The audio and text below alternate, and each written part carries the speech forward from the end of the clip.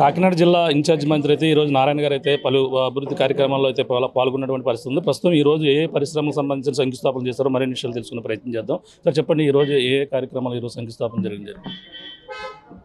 ఈరోజు రాష్ట్రంలో ఉన్న అన్ని జిల్లాల్లో ఈరోజు అటు ముఖ్యమంత్రి గారు, మంత్రులు, ఎమ్మెల్యేలు, ఎంపీలు, ఎమ్మెల్సీలు, ఇతర ప్రజాప్రతినిధులు, అధికారులు అందరూ కలిసి యాక్చువల్గా ఇండస్ట్రీస్కి శంకుస్థాపన జరిగిందండి.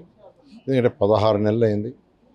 ఈ 16 నెలల గత ప్రభుత్వం చేసిన అవకతవకలన్నింటినీ ముఖ్యమంత్రి గారు ఒక్కొక్కటి సెట్ చేసుకుంటూ వస్తూ దాదాపు 9 లక్షల పైగా విలువ చేసే ఇండస్ట్రీస్ని రాష్ట్రానికి తీసుకొచ్చారు.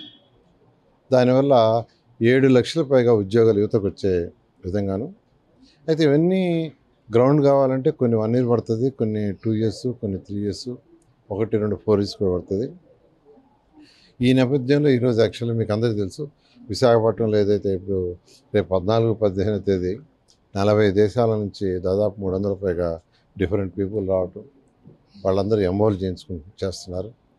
ఈ నేపథ్యంలో ఇంతవరకు ఏదైతే మనకు అగ్రిమెంట్లు అయిపోయి ఇండస్ట్రీ స్టార్ట్ చేస్తారో అందరికి కూడా ఈరోజు రాష్ట్రంలో చేయమన్నారు. నేను కూడా ఈరోజు కాకినాడ ఇన్ఛార్జ్ మంత్రి ఇక్కడికి రావటం, ఇక్కడ ఒక షిప్ యార్డ్ చిన్నదానికి సంబంధించి ఒకటి, అదేవిధంగా పెద్దాపురంలో ఈ యొక్క బాక్సెస్ ప్యాకేజ్ అదొకటి, తర్వాత ఎంఎస్సీలో టవర్ టైప్లో యాక్చువల్గా 2, మొత్తం 4 యాక్చువల్ శంకుస్థాపన చేశాను.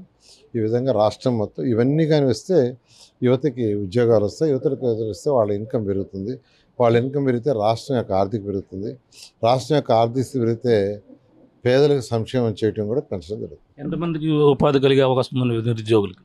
అంటే ఇప్పుడు యాక్చువల్గా అయితే ఏదైతే అగ్రిమెంట్లో ఈ గ్రౌండ్ అవుతుందో దానివల్ల దాదాపు 7 లక్షల పైగా యువతకు ఉద్యోగాలు వచ్చే ఛాన్స్. ఇది పరిస్థితి. ప్రస్తుతం అయితే ఈ రోజు అయితే పలు శంకుస్థాపన కార్యక్రమంలో కూడా పాల్గొన్నారు. అంతేకాకుండా ఈరోజు మర్యాదపూర్వకంగా కూడా అలాగే పిఠాపురం మాజీ ఎమ్మెల్యే వర్మ కూడా కలిసి ఈరోజు తన నివాసంలో కూడా సమావేశమైనటువంటి పరిస్థితి ప్రధానంగా కనబడుతుంది. అలాగే యువతకి ఉపాధి లక్ష్యంగా కూడా అలాగే ఉద్యోగ లక్ష్యం కూడా మేమంతా కూడా పనిచేస్తున్నాం. అలాగే కూటమి ప్రభుత్వం వచ్చిన తర్వాత అనేక పరిశ్రమలు కావచ్చు ఇవన్నీ కూడా తెచ్చేందుకు కూడా మనం కృషి చేస్తున్నాను కూడా జిల్లా ఇన్ఛార్జ్ మంత్రి ఎవరైతే ఉన్నారో నారాయణ గారు చెప్తున్న పరిస్థితి ప్రధానంగా ఉందని చెప్పాలి. ఇది కూడా నా తాజా పరిస్థితి. అనిల్తో ప్రకాష్, RTV, కాకినాడ. చరిత్ర సృష్టించినోడు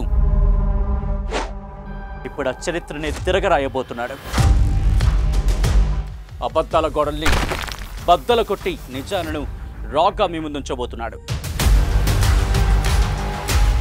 నిజమైన వార్తల కోసం వెంటనే డౌన్లోడ్ చేసుకోండి రా యాప్ని.